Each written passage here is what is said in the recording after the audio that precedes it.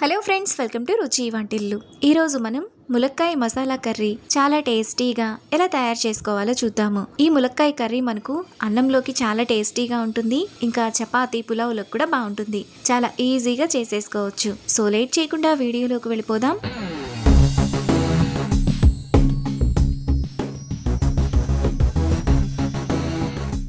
ముందుగా ఈ కర్రీ చేసుకోవడానికి స్టవ్ మీద పాన్ పెట్టుకొని అందులో 3 టేబుల్ స్పూన్ల పల్లీలు వేసుకొని మీడియం ఫ్లేమ్లో బాగా ఫ్రై చేసుకోవాలి. పల్లీలు ఇలా వేగిన తర్వాత అందులో 1 టేబుల్ స్పూన్ జీడిపప్పు, 1 టేబుల్ స్పూన్ ధనియాలు, 3 టేబుల్ స్పూన్ల ఎండు కొబ్బరి పొడి, చిన్న దాల్చిన చెక్క, 3 లవంగాలు, 2 యాలుకలు, 1/2 టీ స్పూన్ మిరియాలు వేసుకొని మరో నిమిషం పాటు మీడియం ఫ్లేమ్లో బాగా ఫ్రై చేసుకోవాలి. మసాలా దినుసులన్నీ వేగిన తర్వాత వాటిని మిక్సీ జార్లోకి తీసుకొని చల్లారనివ్వాలి. ఇప్పుడు మిక్సీ జార్ మూత పెట్టుకొని ఒకసారి మిక్సీ వేసుకోవాలి.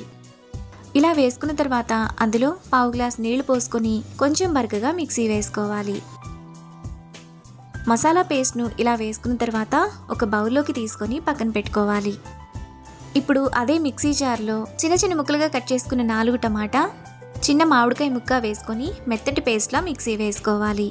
మీరు మామిడికాయ ప్లేస్లో 2-3 రెబ్బల చింతపండును కూడా వేసుకోవచ్చు.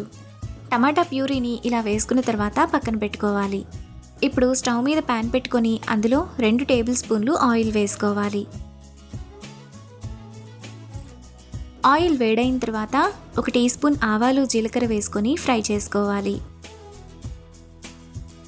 ఆవాలు చిట్పట్లాడిన తర్వాత అందులో సన్నగా తరిగిన 1 ఉల్లిపాయ, 2 పచ్చిమిరపకాయలు, 2 ములక్కాయలను కడిగి ఇలా చిన్న ముక్కలుగా కట్ చేసుకొని వేసుకోవాలి. ఇప్పుడు ఒకసారి బాగా కలుపుకోవాలి. ఇలా కలుపుకున్న తర్వాత మూత పెట్టుకొని 2-3 నిమిషాల పాటు ములక్కాయను బాగా మగ్గనివ్వాలి. 2-3 నిమిషాల తర్వాత ఉల్లిపాయలు వేగిపోయి ములక్కాయ కొద్దిగా మగ్గుతుంది.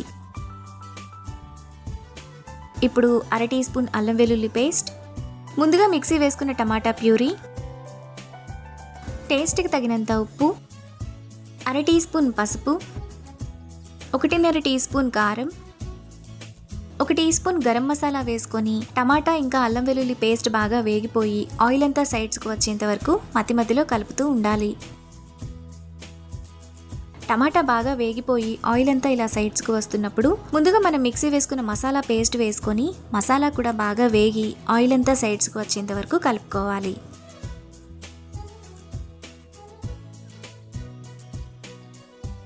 మసాలా ఇలా బాగా వేగిపోయిన తర్వాత అందులో 1 గ్లాసు నీళ్లు పోసుకోవాలి. ఇప్పుడు ఒకసారి బాగా కలుపుకోవాలి. ఈ కర్రీ మీకు ఇంకొంచెం గట్టిగా లేదంటే పల్చగా కావాలనుకుంటే వాటర్ని అడ్జస్ట్ చేసుకోవచ్చు.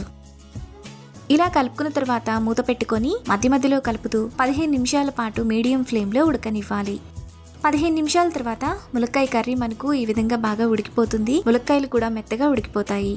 ఇప్పుడు 1/2 టీ స్పూన్ కసూరి మేతి, సన్నగా తరిగిన 1 కట్ట కొత్తిమీర తరుగు, 1 రెమ్మ కరివేపాకు వేసుకొని కలుపుకోవాలి. కర్రీని మరో నిమిషం పాటు సిమ్ ఫ్లేమ్లో ఉడకనివ్వాలి. 1 నిమిషం తర్వాత ములక్కాయ మసాలా కర్రీ మనకు చాలా టేస్టీగా రెడీ అయిపోతుంది.